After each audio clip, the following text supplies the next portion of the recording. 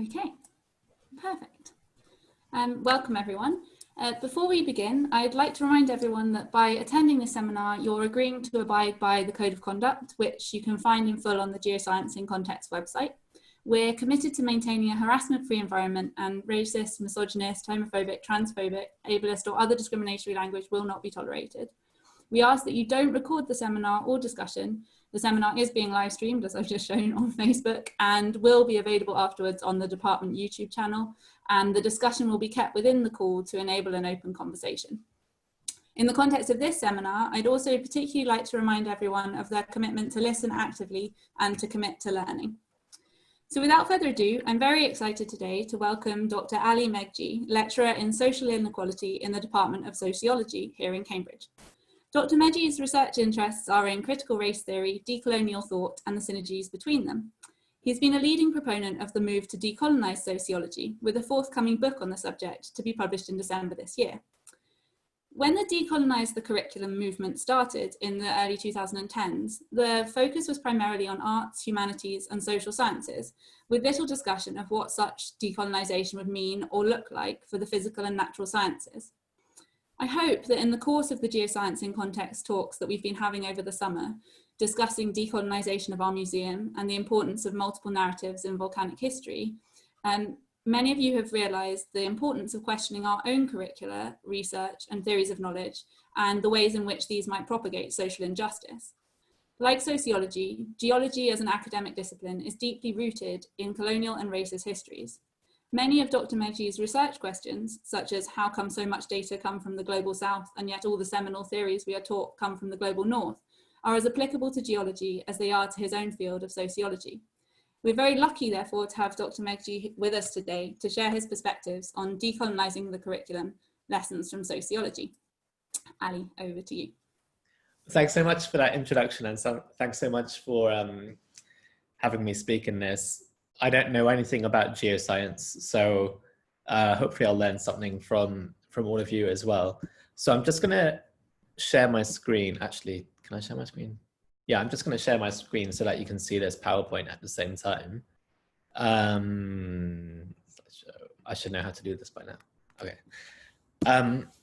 So while I am going to be talking about sociology, I'm aware that most of you are not formally trained in sociology or might not be kind of know too much about kind of like the debates we're having within sociology. So what I'm going to try to do is to show really how post-colonial or decolonial approaches raise particular problems in sociology that they would also raise in other disciplines such as your own, and to get us thinking about what kinds of questions does a post and decolonial lens require that we take when looking at our own disciplines.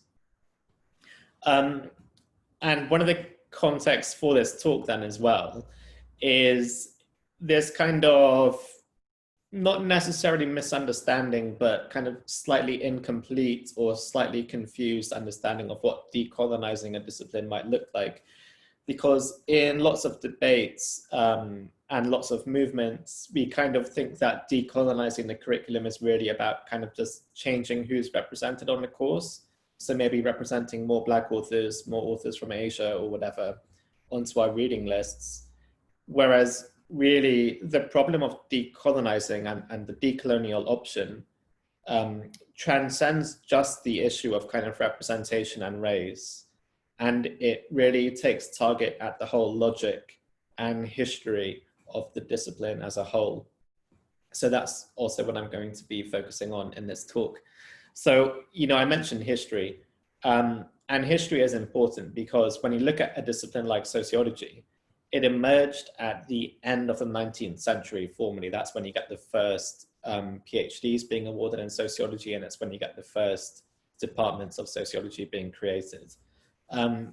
But this is a period where over 90% of the world's total surface area was under colonial or imperial control. And what a decolonial or post-colonial lens does, first of all, is it shows that when it comes to sociology, this isn't just a background thing going on. It isn't just a background kind of presence of colonialism, but colonialism itself, this height of colonialism, came to influence the way that sociology itself functioned. and the logic that sociology itself came to internalize. So just in terms of kind of like a historicism of sociology, historicizing sociology, the first ever PhD awarded in sociology was in the US in 1893. And that was exactly the same year that the US seized Hawaii.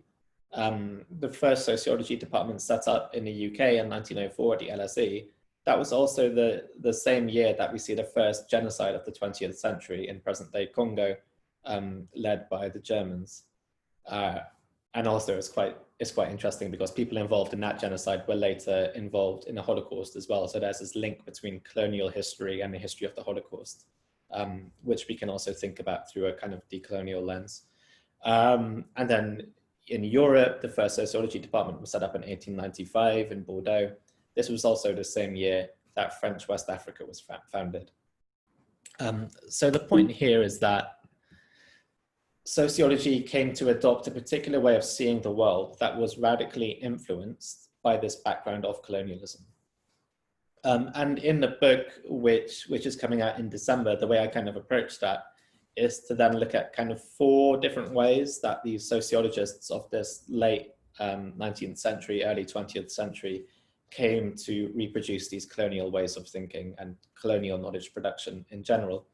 So on the one hand, you have those sociologists who basically saw the colonies as pools for data for their work on basically societal evolution. And this includes, people like Durkheim, who are really, he's seen as one of the founding figures of sociology. So it's hard to do an introduction to sociology course without encountering someone like Durkheim. But it also includes seminal American theorists like Albert Keller and W.I. Thomas. All of these people basically shared the view that if we want to study what we in the West used to be like in the past, we don't just have to consult history textbooks. We can also do more ethnographic observations of colonized people, because these colonized people are what we used to be like before we became civilized. So it's basically reproducing this colonial idea that civilization belongs in the West, tribalism and traditionalism exists in the colonized world. Obviously, because there were those ideas about this is where civilization is, the West is the civilized place, we also got sociologists theorizing this notion of democratic imperialism, this idea that because we're civilized here, we can spread our civilization to the rest of the world through colonial rule. So that led to a situation where you have people like Geddes in the UK, who was seen as one of the first sociologists in the UK. And on the one hand, he said he was against colonialism. And lots of his sociological work implies that he had this anti-colonial critique. Yet at the same time, he was also a colonial town planner in India and Palestine. So you kind of get these kind of contradictions bearing out, which in fact aren't contradictions when you think about this is how these people thought about civilization. So one of the best examples of that comes from Franklin Giddings, who was, I believe, the first chair in sociology in the US at Columbia, I think. And he really basically argues that it's the duty of the West to bring civilization to the rest of the world if they want to maintain the power that they have at the moment. So once again, there's this kind of, it seems contradictory to us, but it wasn't contradictory at all to them. Then maybe this is a bit more applicable to the work you all do. There was also this really neat relationship between the social and the natural scientists at this part in history, 19th, early 20th centuries, that I think doesn't maybe exist now as it used to in the past. So you had lots of people who would work as sociologists, like Spencer, who are also seen as natural scientists, whether that's kind of like biology or physics or whatever. And this leads to a situation where you have people like Francis Galton, who was seen as a prominent figure in European eugenics. He published in the American Journal of Sociology, the most prestigious journal of sociology still around. People like Herbert Spencer in the UK were sociologists and biologists, and they reproduced these ideas of race and intelligence. So different racialized groups have different levels of intelligence, and that's the reason why, once again, we can colonize the rest of the world because we have superior intelligence, blah, blah, blah. So you have that relationship between the two. And then lastly, you have those who kind of almost offer just straight up endorsements of colonial rule. So Robert Parkin states talks about how Africa had to expect to serve a long and hard apprenticeship to Europe, an apprenticeship which was quite similar to what Black people had to do in America with slavery. And Karl Marx, who I'm sure we all know, talked about how English interference in India, English colonial rule in India, may have had some bad parts and may have done some bad things, but on the whole, it's positive because it put them on a path to economic revolution. And it was the only social revolution ever heard of in Asia, apparently. So once again, these are the kind of straight up reproductions of colonial rule. And this basically meant that sociology became concerned with Eurocentric modes of thinking. And once again, Eurocentrism is something that's very easy to misunderstand or to kind of incompletely understand. When we're talking about Eurocentrism, we're not critiquing the fact necessarily that the knowledge or the discipline is coming out of Europe, or the book at hand is written by a European theorist or a European scholar.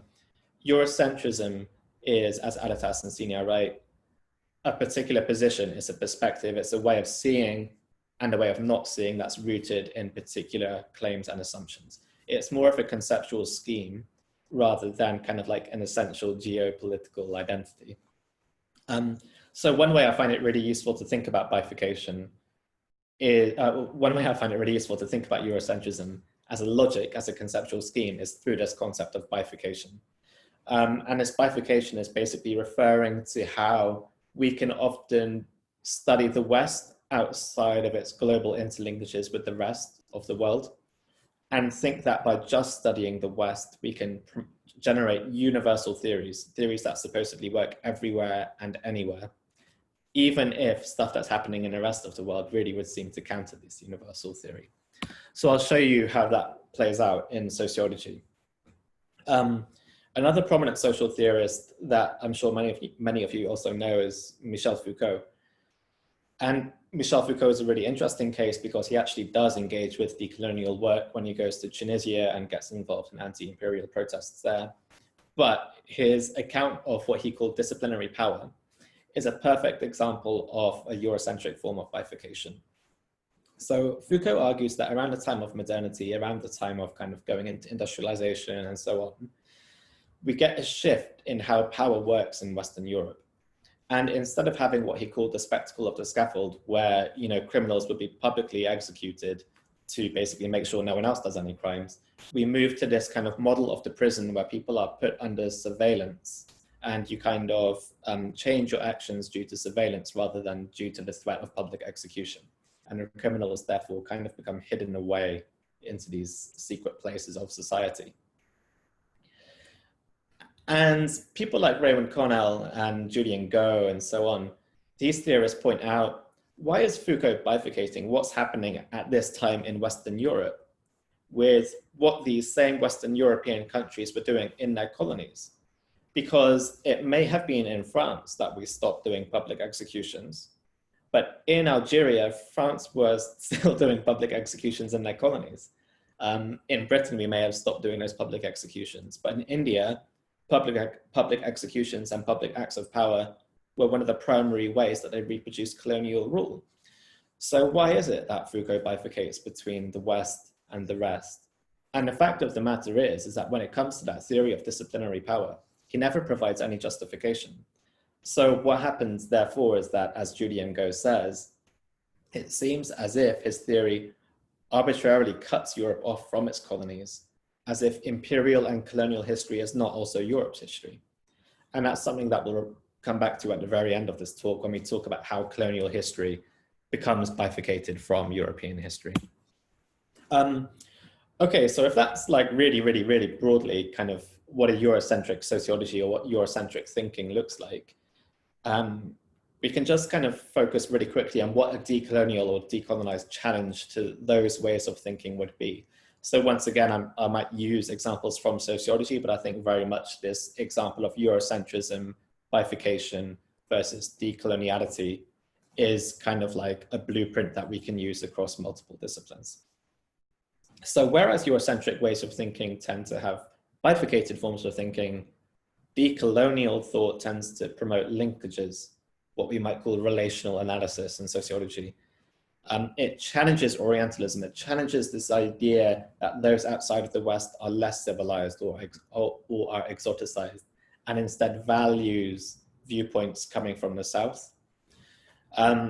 And Gominda Bambra puts it really well in her book, Connected Sociologies, where she talks about how the decolonial challenge is at once a critique, not just of sociology, but of knowledge more generally, but it's also a commitment to an expanded sociological imagination. So it's a critique, but it's also a way of building new forms of knowledge.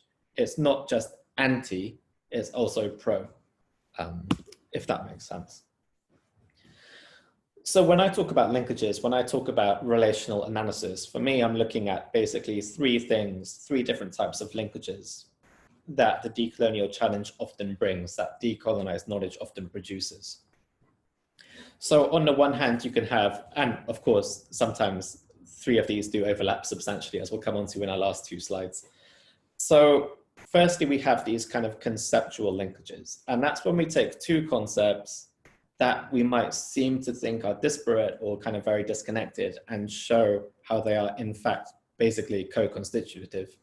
So if you think about this example here of modernity / coloniality, lots of sociologists, Marx, Faber, Durkheim, Spencer, so on and so on, they were all interested in modernity. In fact, people like Gominda Bambra point out that modernity was probably the topic for sociologists, as sociology started as a discipline. But the way that they studied modernity, European industrialization and European capitalism, was very much bifurcated from the presence of colonialism and of empires and of imperialism. So we get ideas that maybe Europe transitioned to capitalism because they had the proper religious work ethic, like what you see in Max Weber's work. Maybe it was because of the intense class, the particular nature of the class struggle that they had within Europe as they transcended out of feudalism, as you see in something like Marx's work. And what decolonial scholars like Walter Mignolo and that school of thought say is that actually there's a necessary link between modernity on the one hand and coloniality on the other. It was the power relations born in colonialism that allowed for modernity to happen in the West as it did. So that's a kind of conceptual link. These two things might be different concepts, they might be seen to be different historical processes, but really they shouldn't be seen as different, they should be seen as co-constitutive. So just to use some really quick examples, you can think about how over £9 billion worth of capital was stolen from India and channeled into the British economy during their colonial rule. Surely that had something to do with the fact that Britain became a leading industrial power, right? Where did all of the capital for the industrialization come from? You can think about the fact that silver and gold were the two leading trade materials in the 16th century.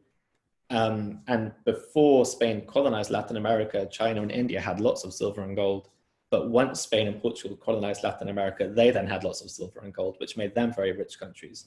So once again, where did the capital come from for their industrializations? Once again, it was from these colonial networks. And this is very much caught in Frantz Fanon's quote, Europe is literally the creation of the third world. It was all of the resources and of the human capital that we see under enslavement that allowed for Europe to become as it did, as a global economic superpower. Then we have temporal links. So it's basically linking stuff happening in the present day to stuff that was set in motion during colonialism and that period of coloniality. So the climate crisis is a great example of this, and we'll come on to it in the next slide. But the climate crisis, lots of decolonial scholars point out, is inherently connected to that logic of capital accumulation and of environmental degradation that was set in motion during European colonialism. So that's an example of something that we're facing now that has its roots in something much long ago. If you think about Islamophobia and Orientalism, the way that Islam is portrayed as a threat of the West, as a threat to Western values and of Western civilization, that's something that's happening right now, but that's also something that's set in motion during colonialism with the creation of Orientalism, like people like Edward Said have really well analyzed. And then of course we come to spatial forms of linkages. And once again, you can think about this in terms of the climate crisis. You can think about how maybe Western countries are disproportionately affecting to carbon emissions, but at the same time, the countries facing the disproportionate effects of the climate crisis are in the global south. So it's kind of like creating a link between what we're doing here in the West with what's actually happening elsewhere in the global south. Another interesting example comes from Julian Go when he's thinking about the militarization of the US police. Obviously, the militarization of the police and police violence in the US is such a, hot topic. We're all aware of what's happening in the US and what has happened in the US. So the police, obviously, we can just see from reading the news every day, are a way of reproducing a racial status quo in the States. However, if you actually look at when and how the police became militarized in the first place, it has these deep transnational roots. The police became militarized at the beginning of the 20th century, and they became militarized not only by using the equipment of the States' army from their imperial missions, particularly in the Philippines, but also the tactics that this militarized police used, from police academies through to police intelligence and mobile squad units. These tactics all came from the US's conquests in the Philippines and in their other colonies. So once again, there's a transnational link we can build there, which would then enable us to build a temporal link. Something that's happening now has deep roots in colonial history, in the US's colonial history. So that's kind of what a decolonial thought process or knowledge production would kind of look like. So just to finish off, I want to just look at two really quick kind of case studies to think about what this decolonial form of thinking looks like in practice. So first of all, we have the climate crisis, which once again is something I imagine that most of you have more knowledge about than I do myself as a sociologist. But I think that the climate crisis offers a perfect opportunity to see not just why a decolonial lens is useful, but why a decolonial lens is absolutely necessary to understand lots of phenomena in their full kind of complexity and in their full dynamic and full strength. Because the fact of the matter is, decolonial scholars from 100 years ago through to today have actually put environmental destruction quite high up their list of things that they analyze. So Du Bois, writing at the beginning of the 20th century, already made the point that one of the driving logics of capitalism is destruction of natural resources, is extraction of natural resources. So even, over 100 years ago, there were prominent sociologists from decolonial positions making these links between capitalism and climate disaster, a link which now appears to be, relatively straightforward for us to all agree on. People like Dussel point out that capitalism and capital accumulation can destroy not just Europe and its periphery, but even the entire planet, once again, bringing together these two concepts. People like Raymond Canal talk about how sociologists working in the global south aren't really kind of interested in lots of these northern debates about shifting subjectivity or reflexive modernity, because they're facing daily realities of things like the climate disaster. It's those things that they want to study. And it's those things which they've been grappling for a very long time, despite the fact that we've been turning a blind eye to these knowledges. Sylvia Wynter, who many of you may know as a prominent decolonial thinker, she even said a while ago that all of our present struggles over the environment, global warming and severe climate change, and the unequal distribution of the Earth's resources, these are all struggles that relate to what she called the ethnoclast man versus human struggle, the West versus the rest struggle. Because she points out that, and this is something that once again is kind of common knowledge now, but was kind of largely neglected at the beginning of the 21st century, we in the West are driving lots of climate, are largely responsible for the climate crisis. And yet we aren't the people that are disproportionately feeling its effects. Wynter was the person that was already pointing this out at the beginning of the 21st century.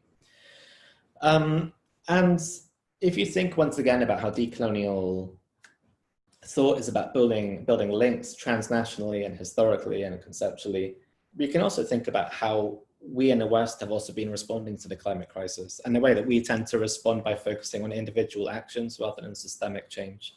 So one of the things I found interesting was in the West, one of the ways we're told to combat climate change is to switch to a vegan diet or to buy electric cars, right? And it's just interesting to see, without disagreeing with that principle, it's interesting to see how that ends up reinscribing these global colonial power relations, because we see the switch to, for example, cashew drink, the cashew nut milk, as a means of kind of going towards a vegan diet and stop funding the dairy industry. Well, that kind of relies on women and children in India picking cashew nuts almost 24 hours a day for less than minimum wage, right? Driving an electric car quite often relies on child labor in the Democratic Republic of Congo to provide the materials to build those cars. So it's interesting how our responses in the West might seem to kind of even push down our countries and our kind of geopolitical regions' carbon emissions, but at the same time reinscribe global colonial power relations.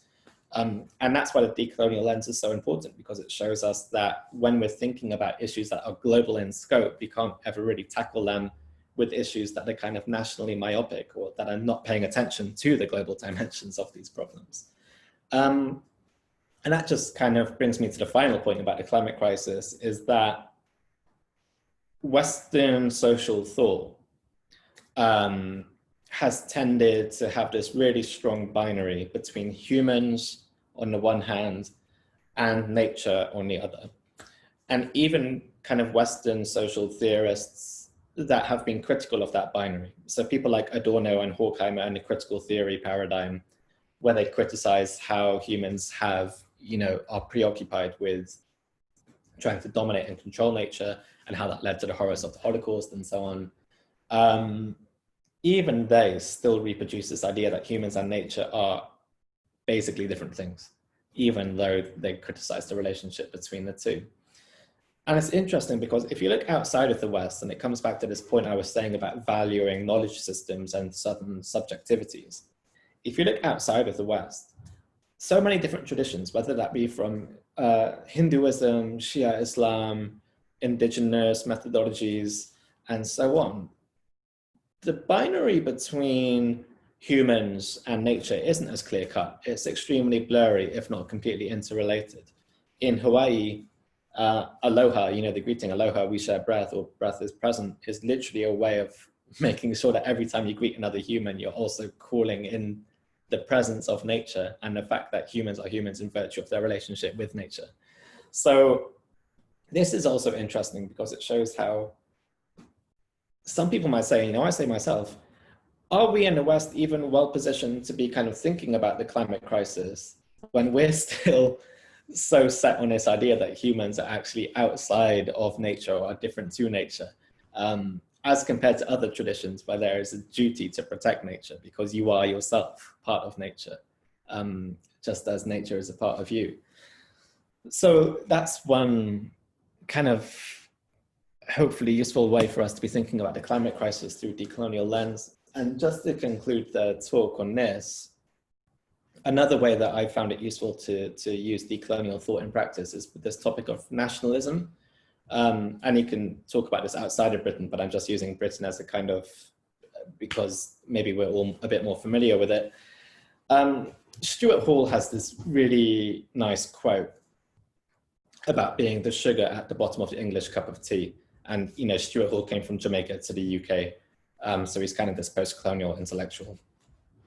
And he points out that it's really interesting that tea has become a national symbol for what it means to be English or what it means to be British, despite the fact that all of this tea was not being produced in England. It wasn't being produced in Britain, but it was being taken from the colonies. And that's captured in this profound quote he has where he says, there is no English history without that other history. This is the outside history that is inside the history of the English. And it comes back to what I was saying a few minutes ago about the way that we tend to think about European history and world history, Black history, colonial history, all as being separate. Whereas the fact of the matter is that they're deeply connected and they're deeply intertwined, and that there isn't any European, there isn't any English, there isn't any Western history without also the darker side of everything they were doing in terms of colonial dispossession and expropriation. And you can use these kinds of things, this kind of lens to think about topics like nationalism. Because if you think about nationalism, so if you look at this quote down here, and you know Boris Johnson's recently saying, I think it's time we stopped our cringing embarrassment about our history, about our traditions and our culture, and we stopped this general bout of self-recrimination and wetness. And if you think about how contemporary nationalism, it's so often is built around visions of the past. So in Britain in particular, Paul Gilroy labels us as having a post-colonial melancholia. We have this vision of the empire that we're extremely nostalgic for. And we're nostalgic because we actually saw the empire as being something that was a force for good. It was something that brought civilization to all corners of the globe. And it was something that was actually very benign because we then welcomed all these post-colonial citizens back to the mother country in that post-war period. And the reason why a decolonial lens therefore becomes a really interesting way to think about nationalism is not just because it allows us to study how people produce their own histories and produce their own visions of our past. So we're having these temporal connections.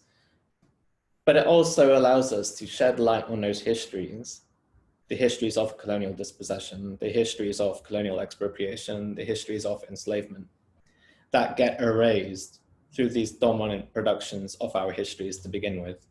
So I'm going to finish there. And in case any of you have any questions, to leave some time for that.